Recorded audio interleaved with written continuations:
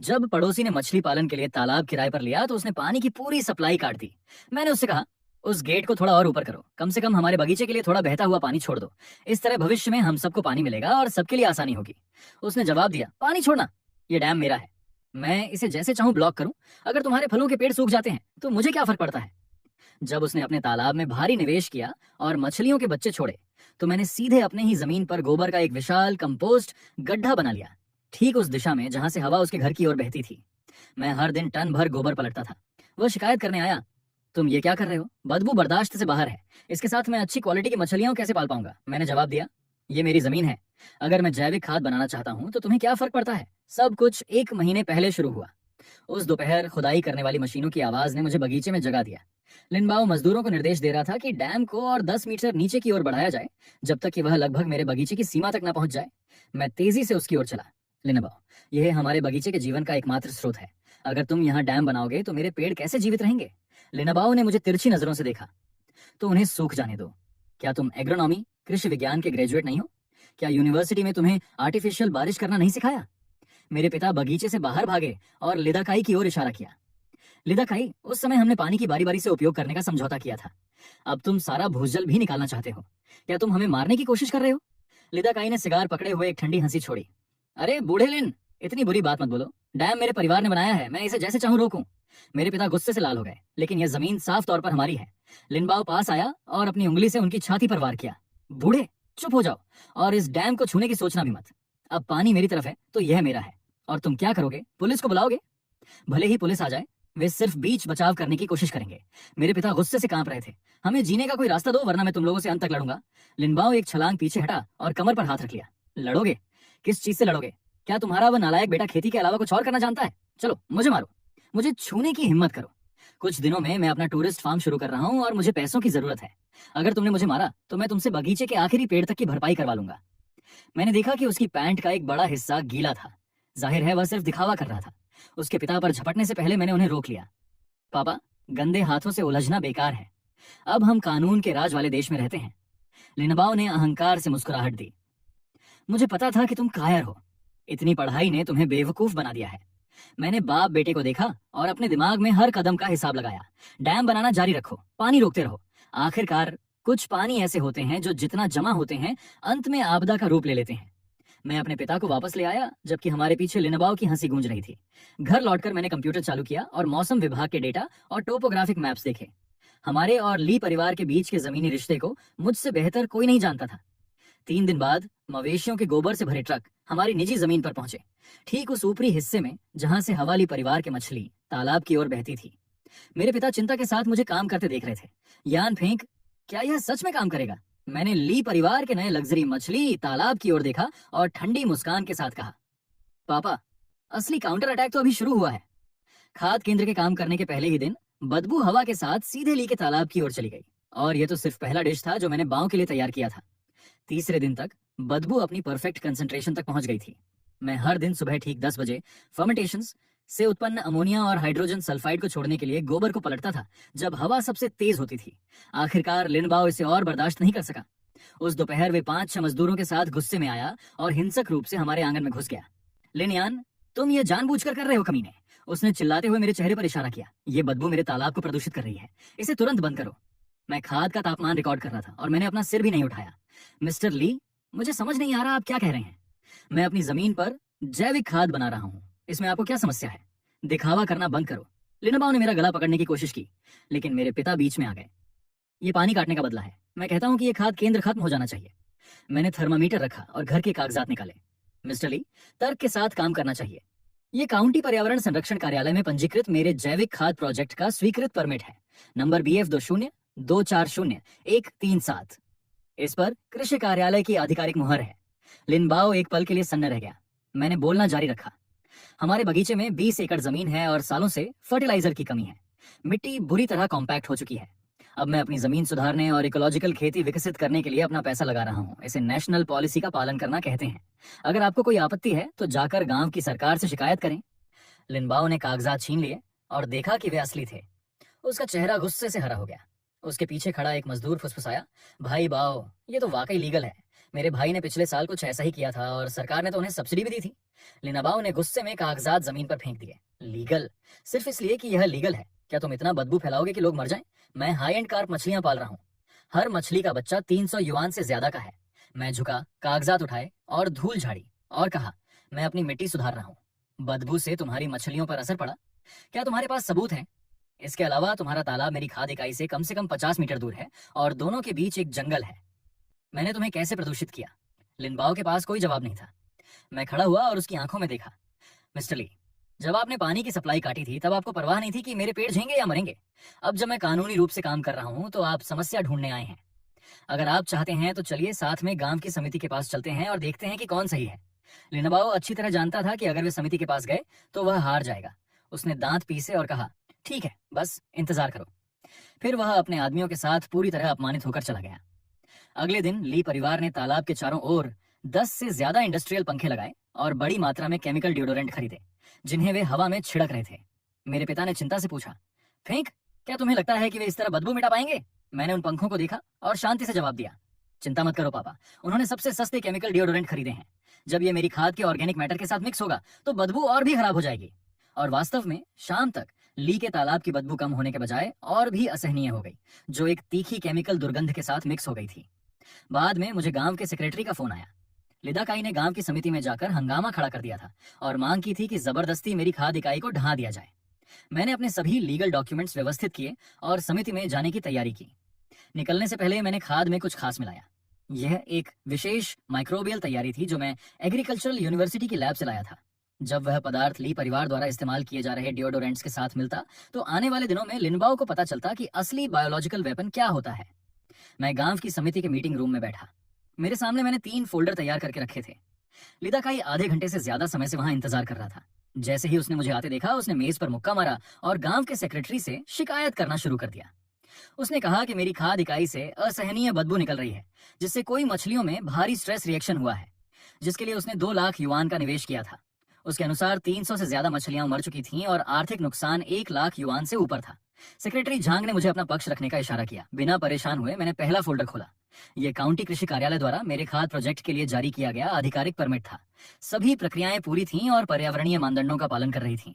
मैंने यह भी बताया कि मेरी खाद इकाई और ली परिवार के तालाब के बीच की दूरी 52 मीटर थी, जो स्थापित सुरक्षा सीमाओं के पूरी तरह अंदर थी। लिदाकाई हताश हो गया।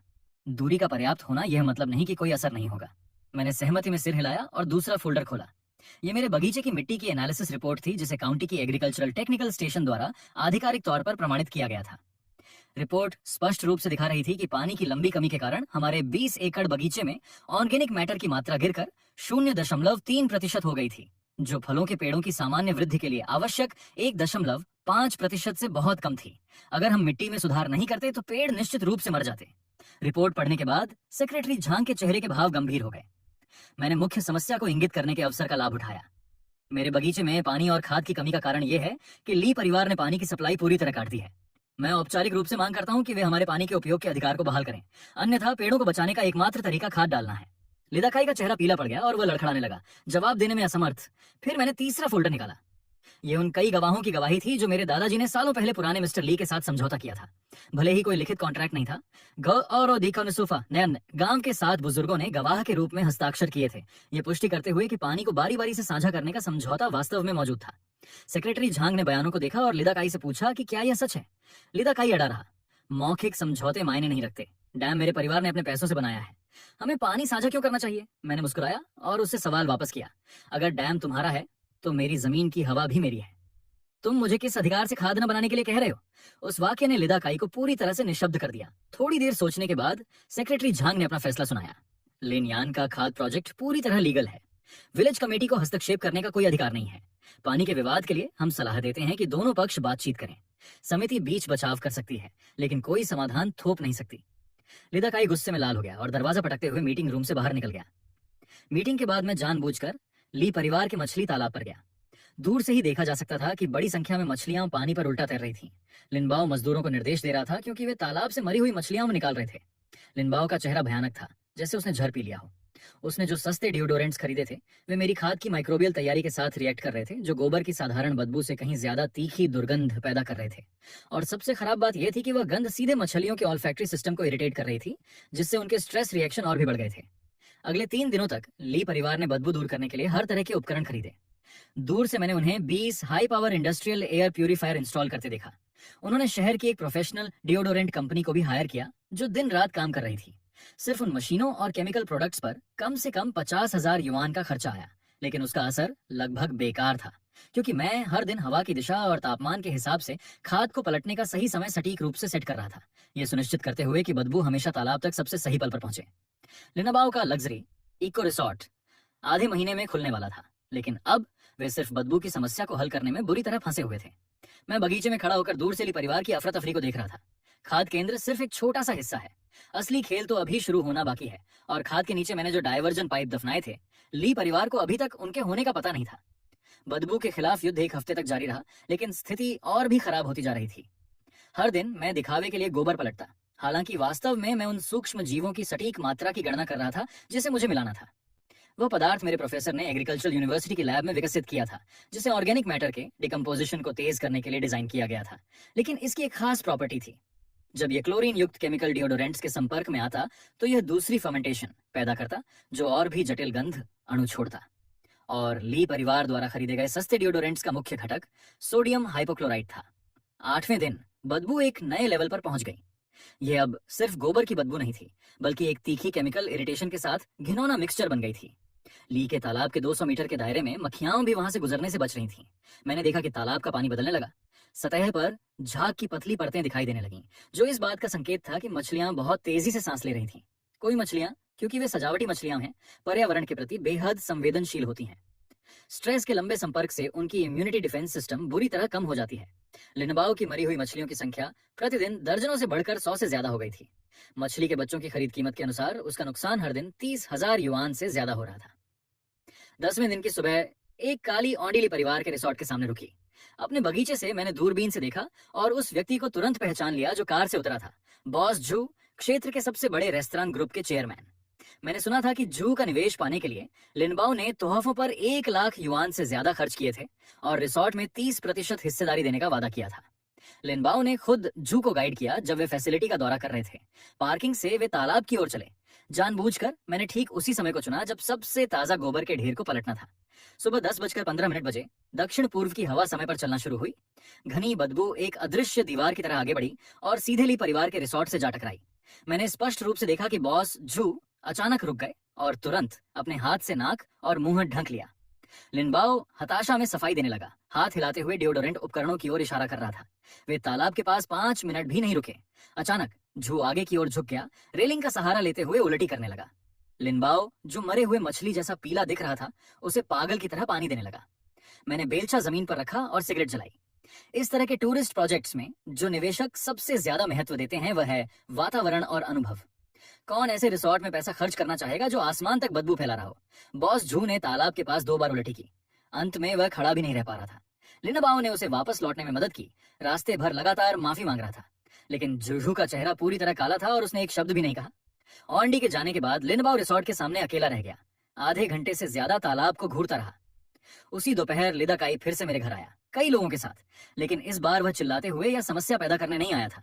उसने अपनी आवाज धीमी की और मुझसे पूछा कि खाद केंद्र को बंद करने के लिए मुझे कितने पैसे चाहिए। मैं फलों के पेड़ों की टहनियां छांट रहा था और मैंने अपना सिर भी नहीं उठाया। अंकल ली, मुझे पैसों की कमी नहीं है, मुझे पानी की कमी है। मुझे पानी का एक्सेस वापस दो और मैं तुरंत काम बंद कर दूंगा। लिदाकाई काफी देर तक चुप रहा। अंत में जाने से पहले उसने सिर्फ एक वाक्य कहा, सपने में भी मत सोचना, मैं पानी की एक बूंद देने के बजाय तालाब के साथ पैसे गंवाना पसंद करूंगा। मैंने उसकी पीठ को देखते हुए मुस्कुराया। जिद की हमेशा एक कीमत होती है और बहुत जल्द उसे समझ आ जाएगा कि उसकी कीमत चुकाना कितना भारी होगा। उसी रात मुझे एक अनजान नंबर से कॉल आया। वह बॉस जू का असिस्टेंट था। उसने मुझसे मेरे बगीचे की सटीक लोकेशन और मेरे बिजनेस के बारे में जानकारी मांगी। कॉल के दौरान असिस्टेंट ने इशारा किया कि बॉस जू मुझ में बहुत दिलचस्पी ले रहे हैं। असिस्टेंट ने कहा कि बॉस जू मेरे ऑर्गेनिक फार्मिंग प्रोजेक्ट को लेकर बहुत उत्सुक हैं और इस पर सहयोग की संभावना पर चर्चा करने के लिए एक समय तय करना चाहते हैं। मैंने फोन रखा और ली परिवार के रिजॉर्ट की ओर देखा। वहां की लाइटें बहुत ही परेशान करने वाली चमक बिखेर रही थीं। ली जिनबाओ निश्चित रूप से पूरी रात इन्वेस्टर के साथ समस्या को सुलझाने की हताश कोशिश कर रहा होगा, लेकिन उसे नहीं पता था कि असली तबाही अभी शुरू भी नहीं हुई है। जमीन के नीचे जो डाइवर्जन पाइप मैंने दबाए थे, वे आखिरी बूंद साबित होंगे जो सब कुछ खत्म कर देंगे। यह अफवाह कि बॉस जो ने अपना इन्वेस्टमेंट वापस ले लिया है 12 तारीख को फैल गई। ली जिनबाओ का इको रिजॉर्ट प्रोजेक्ट पूरी तरह ढह गया। शुरुआती चरण में निवेश किए गए 12 लाख युआन लगभग डूब गए। हालांकि ली डकाई हार मानने को तैयार नहीं था। उसने और भी ज्यादा इन्वेस्टमेंट करने और रिजॉर्ट को जबरदस्ती खोलने का फैसला किया। उन्होंने सबसे पहले बांध को मजबूत करना शुरू किया। 3 खुदाई करने वाली एक्सकेवेटर ने एक साथ काम करते हुए नींव में कंक्रीट डाला और ढांचे को 1.2 मीटर और ऊंचा कर दिया। लीड अकाई का प्लान बहुत सिंपल था। अगर इन्वेस्टर चला गया है तो हम और ज्यादा मछलियां पालेंगे, ज्यादा पैसे कमाएंगे और नुकसान की भरपाई मुनाफे से करेंगे। मजबूत किया गया बांध एक असली स्टील की दीवार बन गया, जिसने मेरे बगीचे की ओर आने वाले पूरे पानी को रोक दिया। ग्राउंड वाटर का स्तर स्पष्ट रूप से नीचे गिरने लगा। मेरे 20 मीटर ऊंचे फलों के पेड़ों की पत्तियां पीली होने और सिकुड़ने लगीं। मेरे पिता दिन ब दिन पेड़ों को सूखते हुए देख रहे थे और बहुत हताश थे। अगर ऐसा ही चलता रहा तो सभी पेड़ मर जाएंगे, हमारा परिवार भूख से मर जाएगा। मैंने उन्हें शांत कराया और कहा कि चिंता न करें। उसके बाद मैंने पूरे बगीचे में बड़े पैमाने पर खाइयां खोदना शुरू कर दिया। ऊपर से देखने पर ऐसा लग रहा था कि मैं सिंचाई के लिए भूजल ढूंढने की कोशिश कर रहा हूँ। हर दिन सूरज निकलने से पहले मैं अपना कुदाल उठाता और काम पर निकल जाता। मैं सुबह से रात तक खुदाई करता। मिट्टी के ढेर ऊंचे होते जा रहे थे और खाइयां गहरी होती जा रही थीं। जब भी ली जिनबाओ वहां से गुजरता और मुझे कीचड़ में लथपथ देखता तो वह अपनी कार की खिड़की पर झुककर मेरा मजाक उड़ाता। 4 साल यूनिवर्सिटी में पढ़कर अंत में मिट्टी खोदने वाला किसान बन गए। इतनी गहराई तक खोदा और पानी की एक बूंद भी नहीं निकली। कितना समय बर्बाद कर रहे हो। मैं बस अपना पसीना पोंछता और खुदाई जारी रखता। जो ली जिनबाओ नहीं जानता था वह यह था कि यह सामान्य सिंचाई नहरें नहीं थी। हालांकि वे अस्त व्यस्त खाइयां दिख रही थीं, लेकिन वास्तव में वे फ्लूइड डायनामिक्स के मॉडल के आधार पर सटीक रूप से डिजाइन किया गया एक वर्टिकल डाइवर्जन सिस्टम था। हर खाई की गहराई, कोण और ढलान की बार बार गणना की गई थी। उनका सिर्फ एक ही लक्ष्य था, जब मूसलाधार बारिश हो तो सरफेस वाटर को जितनी जल्दी हो सके जमीन के नीचे ले जाना और भारी वर्टिकल हाइड्रोलिक प्रेशर पैदा करना। और उन सभी पाइपों का अंतिम बिंदु ठीक ली परिवार के बांध की नींव की ओर इशारा कर रहा था। एग्रीकल्चर यूनिवर्सिटी में मेरा स्पेशलाइजेशन एग्रीकल्चरल हाइड्रोलिक इंजीनियरिंग था। मेरे प्रोफेसर 3 गॉर्जस डैम के रिजर्वायर डिस्चार्ज सिस्टम पर रिसर्च में शामिल थे और मैंने हाइड्रोलिक प्रेशर मॉडल की कैलकुलेशन में पूरे 2 साल काम किया था। मेरे लिए जो कच्चा बांधली डाकाई ने अनप्रोफेशनल तरीकों से मजबूत किया था वह बस घटिया क्वालिटी का काम था। उन्होंने केवल सतह को मजबूत किया, लेकिन सबसे महत्वपूर्ण समस्या यानी नींव पर मिट्टी की सपोर्ट करने की क्षमता को नजरअंदाज कर दिया। बांध जितना ऊंचा होगा और जितना ज्यादा पानी जमा करेगा, नींव पर उतना ही ज्यादा हॉरिजॉन्टल प्रेशर पड़ेगा। और जो डाइवर्जन की खाइयां मैंने खोदी थीं, वे तूफान के दौरान भूजल स्तर को तुरंत बढ़ा देंगी, जिससे नीचे से ऊपर की ओर एक रिवर्स प्रेशर पैदा होगा। जब दोनों ताकतें एक साथ दबेंगी तो नींव के नीचे की मिट्टी अपनी पकड़ खो देगी और लिक्विफिकेशन की स्थिति में आ जाएगी। उस पल सबसे मजबूत कंक्रीट भी उस ढांचे को नहीं संभाल पाएगा। मुझे 3 मुंह जमीन को कवर करने वाला डाइवर्जन नेटवर्क बनाने में पूरे 10 दिन लगे। हर नोड में मैंने फिल्ट्रेशन तेज करने के लिए बजरी की परतें बिछाई। हर मुख्य नहर बांध के कमजोर पॉइंट्स पर केंद्रित थी। जब भी ली जिनबाओ पास से गुजरता वह मजाक उड़ाने का मौका नहीं छोड़ता। वह कहता कि मैं गरीबी के कारण पागल हो गया हूं और बेतुकी गंभीरता के साथ खाइयां खोद रहा हूं। तुम्हें हार मानकर जमीन बेच देनी चाहिए। मैं धीरे से खड़ा हुआ और उसे अपनी नई लैंड रोवर में जाते हुए देखा। गाड़ी की पिछली सीट पर मछलियों के लिए प्रीमियम भोजन के ढेर लगे थे। वह अपने रिजॉर्ट के उद्घाटन को लेकर पूरी तरह आश्वस्त लग रहा था। 15 तारीख की शाम को मैंने आखिरी डाइवर्जन नहर खोदना खत्म कर दिया। वह पाइप 1.8 मीटर गहरा था और बांध की नींव से सिर्फ 3 मीटर की दूरी तक पहुंच गया था। नीचे मैंने खास एब्जॉर्बेंट रेजिन की एक परत बिछाई। वह मटेरियल पानी के संपर्क में आने पर अपने आकार से 10 गुना तक फैल सकता था, जिससे बहुत कम समय में भारी वॉल्यूमेट्रिक प्रेशर पैदा होता। मेरे पिता ने मुझसे पूछा, क्या वाकई इन खाइयों में पानी मिलेगा? मैंने जवाब नहीं दिया, बस आसमान की तरफ देखा। मौसम का पूर्वानुमान था कि आधे महीने में एक बड़ा तूफान आएगा जो 36 घंटे से ज्यादा चलेगा। वली परिवार के रिजॉर्ट के अंत का दिन होगा और मेरे बगीचे के पुनर्जन्म का भी। सभी जाल तैयार थे, बस अब ली जिनबाओ के उस मौत के जाल की ओर कदम दर कदम आगे बढ़ने का इंतजार था, जिसे मैंने उसके लिए डिजाइन किया था। और अभी तक उसे लगता था कि मैं सिर्फ एक गरीब बेवकूफ हूँ जो खाइयां खोदने के जुनून में लगा है। डाइवर्जन नहरों को पूरा करने के 3 दिन बाद ली परिवार ने पूरी तरह से पागलपन भरा विस्तार शुरू किया। 6 खुदाई करने वाली मशीनें दिन रात बिना रुके काम कर रही थीं। मछली के तालाब को मूल 8 मुंह से बढ़ाकर 15 मुंह कर दिया। ली डकाई का प्लान बहुत ही आक्रामक था। वह पारंपरिक टेम्पल फेयर से पहले रिजॉर्ट का उद्घाटन करने और मेहमानों का स्वागत शुरू करने के लिए केवल आधे महीने में पूरा निर्माण खत्म करना चाहता था। पानी की बड़ी सतह को संभालने के लिए उन्होंने फिर से बांध ऊंचा किया। इस बार उन्होंने सीधे 1.5 मीटर ऊंची कंक्रीट की दीवार डाली और बांध के सामने एक वाटरप्रूफ मेम्ब्रेन भी लगाई। ऊपर से देखने में यह वास्तव में काफी ठोस निर्माण लग रहा था। लेकिन अपने बगीचे से मैंने टेलीमीटर से कैलकुलेशन किया और पाया कि बांध की कुल ऊंचाई पहले ही 10 मीटर से ज्यादा हो चुकी थी। पानी जमा करने की क्षमता कंजर्वेटिव होकर भी 80,000 क्यूबिक मीटर तक पहुंच गई थी। वह हाइड्रोलिक प्रेशर उस लोड लिमिट के करीब पहुंच रहा था जिसे मिट्टी का बांध झेल सकता था। और सबसे घातक बात यह थी कि पैसे बचाने के लिए ली परिवार ने कभी भी नींव को ठीक से मजबूत नहीं किया। सारा कंक्रीट बस पुरानी मिट्टी की परत के ऊपर डाला गया था। ये टोफू पर घर बनाने जैसा था। मेरे फलों के पेड़ों की स्थिति और भी खराब होती जा रही थी। पानी की लगातार कमी के कारण पत्तियां बड़ी संख्या में गिर रही थीं और कुछ शाखाएं पूरी तरह सूख चुकी थीं। मेरे पिता बगीचे को खराब होते देख हर दिन रोते थे। ये बगीचा तुम्हारे दादाजी की विरासत है, हम इसे अपनी आंखों के सामने बर्बाद नहीं होने दे सकते। मैं घबराया नहीं। एग्रीकल्चर यूनिवर्सिटी के लैब में मैंने एक स्पेशल फोलियर फर्टिलाइजर तैयार किया जिसके मुख्य घटक एल्गिनेट और अमीनो एसिड कंपाउंड थे। वह प्रोडक्ट अत्यधिक सूखे की स्थिति में भी पेड़ों के बुनियादी फिजियोलॉजिकल फंक्शंस को बनाए रख सकता था। हर सुबह और हर शाम मैं स्प्रेयर से हर पेड़ पर सावधानी से छिड़काव करता। फर्टिलाइजर पत्तियों के स्टोमाटा के माध्यम से सीधे टिश्यू में चला जाता, जिससे जड़ों द्वारा पानी सोखने की सामान्य प्रक्रिया की जरूरत नहीं पड़ती। हालांकि यह पेड़ों को पूरी तरह बहाल नहीं कर सकता था, लेकिन कम से कम उनके वाइटल साइंस को जीवित रख रहा था। जब तक वे इस अवधि में टिके रहते, मूसलाधार बारिश आते ही बगीचा तेजी से पुनर्जीवित हो जाता। 20 तारीख को मैं अपना कैमरा और सभी मेजरमेंट डेटा लेकर काउंटी के वाटर रिसोर्स ऑफिस गया। वहां मेरा स्वागत डायरेक्टर झांग ने किया, जो हाइड्रोलिक सेक्शन के प्रमुख थे। मैंने एक विस्तृत रिपोर्ट पेश की जिसमें ली परिवार के बांध की सटीक ऊंचाई, उसमें जमा पानी का वॉल्यूम, नींव की स्थिति और मौजूद सभी सुरक्षा जोखिमों का विवरण था। मैंने विशेष रूप से बताया कि बांध और रिजर्वुआर के सुरक्षा नियमों के अनुसार 4 मीटर से अधिक ऊंचे किसी भी बांध की पेशेवर सुरक्षा जांच होनी चाहिए और जल विभाग से आधिकारिक अनुमति लेनी चाहिए। जैसे ही डायरेक्टर झंग ने दस्तावेजों की समीक्षा की, उनके चेहरे के भाव गंभीर होते गए। उन्होंने तुरंत 2 इंजीनियरों की एक टीम को ली परिवार के रिजॉर्ट का निरीक्षण करने के लिए भेजा और अगले दिन विशेषज्ञों ने पूरी सुबह बांध के सामने माप लेने में बिताई। उन्होंने बेस स्ट्रक्चर की जांच के लिए जियोलॉजिकल रडार का उपयोग किया और दीवार में संभावित धंसाव को मापने के लिए टॉपोग्राफिक लेवल्स का इस्तेमाल किया। अंतिम निष्कर्ष सुनकर ली डाकाई पूरी तरह पीला पड़ गया।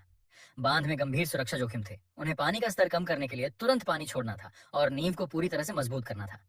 ली डाकाई वहीं विशेषज्ञों की टीम से बहस करने लगा। मैंने इस बांध को बनाने में 3 लाख युआन से ज्यादा खर्च किए हैं। रिजॉर्ट का उद्घाटन होने वाला है। मैं जलाशय खाली नहीं करूंगा। टीम के प्रमुख ने उसे कड़े शब्दों में चेतावनी दी। यदि सुधार नहीं किए गए तो वाटर रिसोर्सेज ऑफिस के पास बलपूर्वक कार्रवाई करने का अधिकार है। उसी दोपहर ली डाकाई गाड़ी चलाकर काउंटी शहर गया। 3 दिन बाद कार्यालय का रुख अचानक बदल गया। डायरेक्टर झांग ने मुझे फोन किया और स्पष्ट असहजता के साथ कहा, दूसरी समीक्षा के बाद हालांकि ली परिवार के बांध में कुछ मामूली समस्याएं हैं, लेकिन वे इसके सामान्य संचालन को प्रभावित नहीं करती हैं। यह निरीक्षण पास हो गया है। मैं उनकी बातों में स्पष्ट रूप से बेबसी महसूस कर सकता था। यह स्पष्ट था कि ली डाकाई ने अपना प्रभाव इस्तेमाल किया था और प्रमुख लोगों को चुपके से रिश्वत दी थी। गांव के एक नए अमीर व्यक्ति के लिए कुछ स्थानीय अधिकारियों को सेट करना कोई बड़ी बात नहीं थी। फोन रखने के बाद चिंता करने के बजाय मुझे राहत महसूस हुई। ली डाकाई का यह कदम बिल्कुल वही सबूत बन गया जिसकी मुझे सबसे ज्यादा जरूरत थी। आधिकारिक मंजूरी रिकॉर्ड और तकनीकी टीम की चेतावनी रिपोर्ट दोनों ही फाइल में थी। यदि बांध टूटता है तो ये दस्तावेज साबित कर देंगे कि ली डाकाई को खतरे के बारे में पूरी जानकारी थी और फिर भी उसने जानबूझकर इसे नजरअंदाज करने का फैसला किया। जब वह समय आएगा तो उसे न केवल भारी सिविल हर्जाना देना होगा बल्कि क्रिमिनल लायबिलिटी का भी सामना करना पड़ेगा। मैंने सभी दस्तावेजों की फोटो ली और ऑडियो रिकॉर्डिंग के साथ उन्हें एक एनक्रिप्टेड हार्ड ड्राइव में बैकअप कर लिया। अगले हफ्ते के दौरान ली परिवार के रिजॉर्ट का निर्माण अपने अंतिम चरण में पहुंच गया। लग्जरी रेस्टोरेंट, मनोरंजक केबिन और पैनोरामिक प्लेटफॉर्म एक के बाद एक पूरे हो गए। ली जिनबाओ ने दक्षिण से विमान द्वारा 50,000 उच्च स्तरीय कोई कार्प मछली मंगवाई, जिन्हें तालाब में बड़े पैमाने पर छोड़ा गया। मछलियां पानी की सतह पर घनी होकर हलचल कर रही थीं। नजारा वास्तव में प्रभावशाली था। ली डाकाई ने पूरे गांव में निमंत्रण बांटना शुरू कर दिया और कहा कि उद्घाटन के दिन वह सभी ग्रामीणों के लिए एक विशाल दावत आयोजित करेगा। उसके हर शब्द में अहंकार और गर्व झलक रहा था। वह कह रहा था कि ली परिवार आखिरकार समृद्ध हो गया है और वे जल्द ही पूरे काउंटी के प्रसिद्ध व्यवसायी बन जाएंगे। जब मुझे निमंत्रण मिला तो मौसम विभाग ने एक नया पूर्वानुमान जारी किया था। दक्षिण में तूफानों का एक विशाल मैस बन रहा था। उम्मीद थी कि वह 7 दिन बाद बेहद तीव्र मूसलाधार बारिश के साथ क्षेत्र में पहुंचेगा। तूफान 48 घंटे तक चलेगा। ली परिवार के रिजॉर्ट का उद्घाटन 6 दिन बाद निर्धारित था। उद्घाटन से 5 दिन पहले आधी रात के समय बगीचे में लगे मेरे इंफ्रारेड कैमरों ने कुछ अजीब पकड़ा। 3 नकाबपोश आकृतियों ने बगीचे की बाड़ फांदी और सीधे उन डाइवर्जन नहरों की ओर बढ़े जिन्हें मैंने खोदा था। निगरानी मॉनिटर पर साफ देखा जा सकता था कि वे अनुभवी थे। वे फावड़े और निर्माण के बोरे लेकर आए थे। जाहिर है वे तैयारी के साथ आए थे। मैं उन्हें रोकने के लिए बाहर निकले बिना कंप्यूटर के सामने बैठा रहा। मैं बस शांति से स्क्रीन देखता रहा। मैंने समूह के नेता को तुरंत पहचान लिया। वह फोरमैन था, जो ली जिनबाओ के भरोसेमंद आदमियों में से एक था। उसके आदेशों पर अन्य दो ने नहरों को मिट्टी से भरना शुरू कर दिया। वे ताकत और तेजी के साथ काम कर रहे थे। केवल 1 घंटे में वे बगीचे के पास वाली 2 मुख्य नहरों को पूरी तरह से कवर करने में सफल रहे, लेकिन उन्हें नहीं पता था कि वे पाइप सिस्टम की केवल सेकेंडरी ब्रांचेस थीं।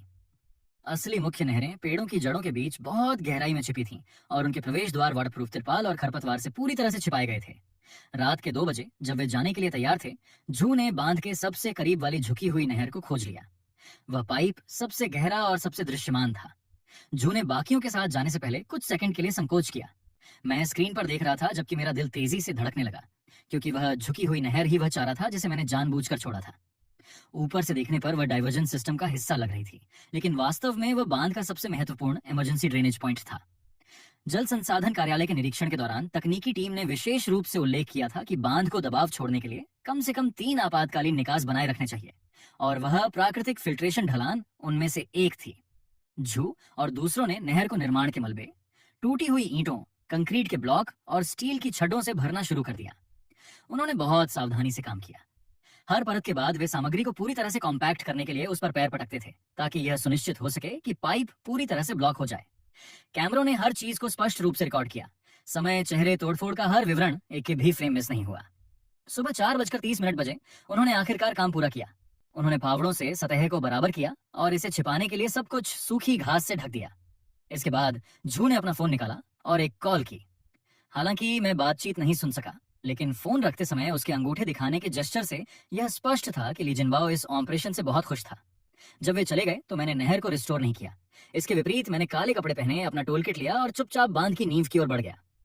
जू ने जिस ड्रेनेज चैनल को ब्लॉक किया था वह मूल रूप से मूसलाधार बारिश के दौरान हाइड्रोलिक दबाव को फैलाने और बांध की नींव में रिसाव से होने वाले नुकसान को रोकने के लिए था।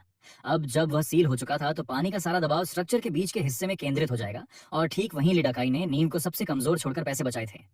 मैंने बांध की पिछली ढलान को धीरे से थपथपाने के लिए एक जियोलॉजिकल हैमर का उपयोग किया और आंतरिक कॉम्पैक्शन का मूल्यांकन करने के लिए ईको का विश्लेषण किया। जैसा कि मुझे उम्मीद थी, मध्य क्षेत्र से एक खोखली और खाली आवाज आ रही थी। इससे पता चला कि मिट्टी की परतों के बीच कई आंतरिक स्थान थे। मैं आगे जो करने वाला था उसके लिए बहुत सावधानी की आवश्यकता थी। ब्लॉक की गई नहर से 3 मीटर की दूरी पर मैंने एक लंबी स्टील की छड़ का उपयोग करके 10 से अधिक वर्टिकल छेद किए। प्रत्येक छेद लगभग 80 सेंटीमीटर गहरा था। उनका काम तूफान के दौरान मिट्टी की सैचुरेशन को तेज करना था और नींव की भार क्षमता को बहुत तेजी से खोना था। छेद पूरे करने के बाद मैंने प्रत्येक के अंदर थोड़ी मात्रा में विशेष विस्तार एक्सपेंसिव क्ले का घोल डाला। वह मटेरियल पानी के संपर्क में आने पर फैलता था और एक लुब्रिकेंट परत बनाता था जो मिट्टी की शेयर रेजिस्टेंस को 40% से अधिक कम करने में सक्षम था। इसके अलावा वह रंगहीन और गंधहीन था। अगर कोई इसे ढूंढ भी लेता तो यह सिर्फ एक सामान्य पानी का रिसाव लगता। मैंने सूरज निकलने से पहले सभी ऑपरेशन पूरे कर लिए। घर लौटकर मैंने निगरानी फुटेज को 3 अलग अलग डिस्क में रिकॉर्ड किया और उन्हें अलग अलग जगहों पर छिपा दिया। उन सबूतों ने स्पष्ट रूप से दिखा दिया था कि ली परिवार ने ही जानबूझकर बांध की इमरजेंसी ड्रेनेज सिस्टम को नष्ट किया था। मेरा इससे कोई लेना देना नहीं था। जब सुबह हुई तो मेरे पिता ने देखा कि नहरों को भर दिया गया है और वे इतने गुस्से में आ गए कि ली परिवार से बहस करने जाना चाहते थे। मैंने उन्हें रोक दिया और कहा कि यह इसके लायक नहीं है। वैसे भी जल्द ही बारिश होने वाली है। उन नहरों ने अपना काम पूरा कर लिया है। मेरे पिता मेरी बात नहीं समझ पाए, बस एक गहरी आह भरी। मैं खिड़की के सामने खड़ा होकर ली परिवार के विशाल बांध को देख रहा था। अब उसकी आंतरिक संरचना को जड़ से नष्ट कर दिया गया था। वह एक टाइम बम की तरह था जो बस तूफान के आने और फटने का इंतजार कर रहा था।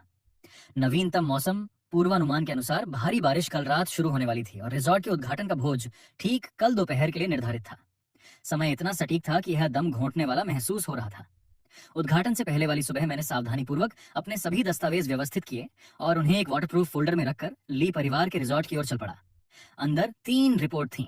पहली provincial institute of geological exploration द्वारा जारी मिट्टी की स्थिरता का अध्ययन थी। रिपोर्ट में स्पष्ट रूप से कहा गया था कि जिस जमीन पर ली परिवार का बांध बना है वह मिट्टी के लिक्विफैक्शन के उच्च जोखिम वाले क्षेत्र में आती है और बड़ी जल भंडारण सुविधाओं के निर्माण के लिए उपयुक्त नहीं है। दूसरा दस्तावेज उस बाढ़ के अधिकतम बहाव का पूर्वानुमान था जिसे मैंने मौसम के आंकड़ों और बेसिन एरिया का उपयोग करके गणना की थी। निष्कर्ष स्पष्ट था, यदि लंबे समय तक भारी बारिश होती है तो बांध की वर्तमान संरचना हाइड्रोलिक प्रेशर का सामना नहीं कर पाएगी। तीसरा दस्तावेज मुनमेंको वाटर रिसोर्सेज ब्यूरो के विशेषज्ञ समूह द्वारा तैयार की गई प्रारंभिक रिपोर्ट की एक प्रति थी। इसमें मूल निष्कर्ष स्पष्ट रूप से बताया गया था। बांध में सुरक्षा का गंभीर जोखिम था। इन तीनों मूल्यांकनों पर मेरे 20,000 युआन से अधिक खर्च हुए, लेकिन हर एक पैसा वसूल था। वे रिपोर्ट मेरा लीगल शील्ड होती और सुनिश्चित करती कि चाहे कुछ भी हो जाए, मैं पूरी तरह से जिम्मेदारी से मुक्त रहूंगा। ली परिवार का रिजॉर्ट पूरी तरह से रेनोवेटेड था। पूरे आंगन में बड़े लाल लालटेन लटके हुए थे। कर्मचारी साउंड सिस्टम को ठीक कर रहे थे और रसोई से खाने की तीव्र सुगंध आ रही थी। ली दकाई तालाब के किनारे खड़े होकर मुस्कुराते हुए उन गांव के अधिकारियों का स्वागत कर रहे थे जो जगह का दौरा करने आए थे। मैं सीधे उनके पास गया और उन्हें वह वाटरप्रूफ फोल्डर दे दिया। ली दकाई ने उस पर एक नजर डाली और एक ठंडी हंसी हंसे। अब तुम क्या चाहते हो? बिना कुछ कहे मैंने 7 या 8 अधिकारियों के सामने भूवैज्ञानिक रिपोर्ट निकाली और उन्हें पेज दर पेज डेटा दिखाया। आंकड़े चौंकाने वाले थे। बांध के नीचे मिट्टी की लोड बेयरिंग कैपेसिटी केवल 120 किलो पास्कल प्रति वर्ग मीटर थी, जबकि 80,000 घन मीटर। पानी से उत्पन्न दबाव पहले ही 150 किलो पास्कल तक पहुंच चुका था। संरचना 25% ओवरलोडेड थी। नींव किसी भी समय खिसक सकती थी। इसके अलावा मैंने विशेष रूप से बताया कि मौसम विभाग ने परसों भारी बारिश की घोषणा की है और अचानक आने वाली बाढ़ बांध के मौजूदा दबाव को दोगुना कर देगी। परिणाम की कल्पना भी नहीं की जा सकती थी। मेरी बात सुनने के बाद ली दकाई के चेहरे पर कोई भाव नहीं बदला। उन्होंने रिपोर्ट ली, कवर पर भूवैज्ञानिक संस्थान की ऑफिशियल सील को ध्यान से देखा और अचानक सभी के सामने दस्तावेजों को फाड़कर टुकड़े टुकड़े कर दिया। कागज के टुकड़े हवा में उड़कर जमीन पर बिखर गए। ली दकाई ने मेरी ओर उंगली दिखाई और कहा, ये मत सोचो कि मुझे नहीं पता कि तुम क्या करने की कोशिश कर रहे हो। तुम बस इन कचरा रिपोर्टों का उपयोग मुझे डराने और मुझे तुम्हारे बगीचे में पानी वापस देने के लिए मजबूर करने के लिए करना चाहते हो। फिर उन्होंने गर्व से जोड़ा, ली परिवार के बांध पर 5 लाख युआन से अधिक खर्च हुए हैं और इसने जल संसाधन ब्यूरो का निरीक्षण भी पास किया है। मैं तुम जैसे साधारण कृषि विश्वविद्यालय के छात्र से कहीं ज्यादा जानता हूँ। गांव के अधिकारियों ने असहज होकर एक दूसरे की ओर देखा, लेकिन किसी ने दखल देने की हिम्मत नहीं की। उसी समय ली जिनबाओ भी वहां पहुंचा। उसने फोन निकाला और मेरा मजाक उड़ाते हुए मुझे रिकॉर्ड करना शुरू कर दिया। उसने कहा कि वह इसे गांव के ग्रुप में डाल देगा ताकि सभी देख सकें कि जो सब कुछ खो चुका है वह पागल कैसे हो जाता है। वह कह रहा था कि मैं रिजॉर्ट के उद्घाटन से जल रहा हूँ और उनकी अच्छी जिंदगी बर्बाद करने के लिए अफवाहें फैला रहा हूँ। मैंने उनसे बहस नहीं की, बस चुपचाप अपने सेलफोन की रिकॉर्डिंग सुविधा चालू कर दी। शांत भाव से मैंने कहा, मैं इन रिपोर्टों की प्रतियां सुरक्षित रखूंगा। अगर बांध के साथ कोई भी समस्या होती है तो यह साबित करेगा कि मैंने उन्हें चेतावनी देने का अपना कर्तव्य निभाया है। अगर ली दकाई चेतावनियों को नजरअंदाज करने पर अड़े रहते हैं तो परिणामों के लिए वह स्वयं जिम्मेदार होंगे। ली दकाई ने जमीन पर थूका और जवाब दिया, तुम एक बैड लक स्टार हो। पढ़ाई ने तुम्हें मूर्ख बना दिया है। तुम बस तबाही के बारे में ही सोच सकते हो। फिर उन्होंने मुझे चिल्लाकर वहां से चले जाने को कहा और यहाँ तक कहा कि मैं अगले दिन के उद्घाटन भोज के लिए भी आमंत्रित नहीं हूँ। मैंने फोन रखा और धीरे से फटी हुई रिपोर्टों के कुछ महत्वपूर्ण टुकड़ों को उठाने के लिए नीचे झुका। उन पर ली दकाई के फिंगरप्रिंट्स और दस्तावेजों को जानबूझकर नष्ट करने के निशान रह गए थे। वह सब भी सबूत था। जाने से पहले मैंने तालाब की ओर देखा जहां कॉय फिश हिंसक रूप से तड़प रही थी। 50,000 मछलियां घनीभूत रूप से पानी की पूरी सतह को ढके हुए थीं। एक शानदार छवि बनाने के लिए ली जिनबाओ ने रिकमेंडेड स्टॉकिंग डेंसिटी को बहुत ज्यादा पार कर लिया था। वह भीड़भाड़ अपने आप में एक बड़ा छिपा हुआ खतरा था। अगर पानी की गुणवत्ता थोड़ी भी खराब हुई तो मरने की गति तेजी से बढ़ेगी। घर लौटते ही मैंने तुरंत बातचीत का वीडियो 3 अलग अलग क्लाउड सर्वर पर अपलोड कर दिया। वीडियो और ऑडियो बेहद स्पष्ट थे और मेरी चेतावनी के साथ साथ उस सटीक क्षण को भी रिकॉर्ड कर रहे थे जब ली दकाई रिपोर्ट फाड़ रहे थे। मैंने रिकॉर्डिंग की कानूनी वैधता सुनिश्चित करने के लिए टाइम स्टैंप और जियोलोकेशन भी जोड़ दिए। मेरे पिता ने पूछा, ली वालों ने क्या कहा? मैंने शांति से जवाब दिया, उन्होंने सुनने से इनकार कर दिया। तो अब केवल परिणाम का इंतजार करना बाकी है। रात के 10 बजे मौसम विभाग ने भारी बारिश के लिए ऑरेंज अलर्ट जारी किया। तूफान अगली रात आने वाला था और अपेक्षित वर्षा 150 मिलीमीटर तक पहुंचने वाली थी, जिसमें कुछ क्षेत्रों में 200 मिलीमीटर से अधिक बारिश हो सकती थी। उस स्तर की बारिश को एक्सट्रीम स्टॉर्म माना जाता था। मैं खिड़की के सामने खड़ा होकर ली परिवार के पूरी तरह से जगमगाते रिजॉर्ट को देख रहा था। वे अगले दिन के उद्घाटन के लिए अंतिम तैयारी कर रहे थे, पूरी तरह से अनजान कि एक विनाशकारी आपदा उनकी ओर बढ़ रही थी। और उस समय तक मैंने जो भी सबूत तैयार किए थे वे एक आदर्श और अटूट श्रृंखला बना चुके थे। चाहे बाद में कुछ भी हो, ली परिवार केवल अपने कर्मों का फल भुगतेगा। उद्घाटन के दिन ली परिवार का रिजॉर्ट सुबह 6 बजे से ही गतिविधि से भर गया था। 30 दावत की मेजें पूरे चौक पर लगी थीं। हर एक मेज परिष्कृत, ठंडे और गर्म व्यंजनों से भरी थी। ली दकाई ने खास तौर पर शहर के शेफ्स की एक पेशेवर टीम को काम पर रखा था। केवल सामग्री पर ही उन्होंने 30,000 युआन से अधिक खर्च किए। लगभग पूरे गांव को निमंत्रण मिले थे और यहाँ तक कि कार्यक्रम की शोभा बढ़ाने के लिए नगर पालिका के कई अधिकारियों को भी आमंत्रित किया गया था। मेरे पिता और मैं सबसे अंत में पहुंचे। रिजॉर्ट के प्रवेश द्वार पर एक विशाल इन्फ्लेटेबल आर्च था, जिस पर बड़े सुनहरे अक्षरों में लिखा था, ली इको रिजॉर्ट का भव्य उद्घाटन। आतिशबाजी एक के बाद एक फूट रही थी और लाउडस्पीकर बहरा कर देने वाला उत्सव संगीत बजा रहे थे। तालाब के किनारे उन्होंने एक व्यूइंग प्लेटफॉर्म बनाया था जहां से आगंतुक कोई मछलियों को खाना खिला सकते थे। मछली के भोजन का हर हिस्सा 10 युआन का था। ली जिनबाओ पूरी तरह से नए सूट में प्रवेश द्वार पर मेहमानों का स्वागत कर रहा था। जब उसने मुझे और मेरे पिता को देखा तो उसकी मुस्कान एक पल के लिए जम गई, लेकिन फिर भी उसने सौहार्द का नाटक किया। इतने सारे लोगों के सामने उसे दिखावा बनाए रखना था। दावत आधिकारिक तौर पर सुबह 11 बजे शुरू हुई।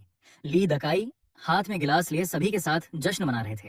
वे खुशी से पूरी तरह लाल थे और बार बार दोहरा रहे थे कि ली परिवार के पूर्वजों की कब्र ने आखिरकार आशीर्वाद दिया है और उन्होंने अंततः एक बड़ा व्यवसाय बनाने में सफलता पाई है। भावुक क्षणों में वे आंखों से आंसू पहुंचने का नाटक भी कर रहे थे, जिससे हर तरफ तालियां बज रही थीं। मैं एक कोने में बैठकर चुपचाप सब देख रहा था। तालाब का जलस्तर पिछले दिन की तुलना में 20 सेंटीमीटर और बढ़ गया था। उद्घाटन के दृश्य प्रभाव को बेहतर बनाने के लिए ली जिनबाओ ने भोर में और पानी भर दिया था। अब सतह बांध के ऊपरी किनारे से 40 सेंटीमीटर से कम दूर थी। 50,000 कोई मछलियां पानी के नीचे हिंसक रूप से हिल रही थीं। दृश्य वास्तव में प्रभावशाली लग रहा था, लेकिन मैंने गौर किया कि कुछ मछलियां पहले से ही हवा की तलाश में सतह पर आना शुरू हो गई थीं। ये ऑक्सीजन की कमी का स्पष्ट संकेत था। बांध के सामने के हिस्से पर कई बारीक गीले निशान देखे जा सकते थे। वे लीकेज थे। यह साबित करता था कि निचली इम्परमेबल लेयर पहले से ही विफल होने लगी थी। सामान्य परिस्थितियों में उस स्तर का रिसाव कोई तत्काल खतरा पैदा नहीं करता, लेकिन अगर कोई तीव्र तूफान आता है तो पानी मिट्टी के सॉफ्टनिंग की प्रक्रिया को तेज कर देगा और पूरी संरचना को अस्थिर कर देगा। दोपहर में ली जिनबाओ हाथ में वाइन का गिलास लिए हमारी मेज पर आया और सभी के सामने जोर जोर से बोलने लगा। यह स्पष्ट था कि वह मुझे सार्वजनिक रूप से अपमानित करना चाहता था। उसने कहा कि किसी गांव का विश्वविद्यालय तक पहुंचना आसान नहीं है, लेकिन अफसोस की बात है जब इतनी पढ़ाई लोगों को मूर्ख बना देती है। फिर उसने अपना लहजा बदला और मेरा मजाक उड़ाते हुए कहा कि मैं उसके रिजॉर्ट के कंपोस्ट बनाने का काम करता हूं, जिससे हर दिन हर कोई बदबू महसूस करता है और फिर भी मैं उस पर गर्व करता हूं। यह इस बात का उत्तम उदाहरण है कि पढ़ाई किसी काम की नहीं है। आसपास हंसी गूंजने लगी। ली परिवार के करीबी कई ग्रामीणों ने भी मजाक उड़ाना शुरू कर दिया, ये कहते हुए कि कृषि विश्वविद्यालय का स्नातक सुअर पालने वाले से भी बदतर है। मैंने किसी भी उकसावे पर प्रतिक्रिया नहीं दी, बस अपना चाय का कप उठाया और धीरे धीरे पीता रहा। मुझे प्रतिक्रिया न देते देख ली जिनबाओ और भी अभिमानी हो गया।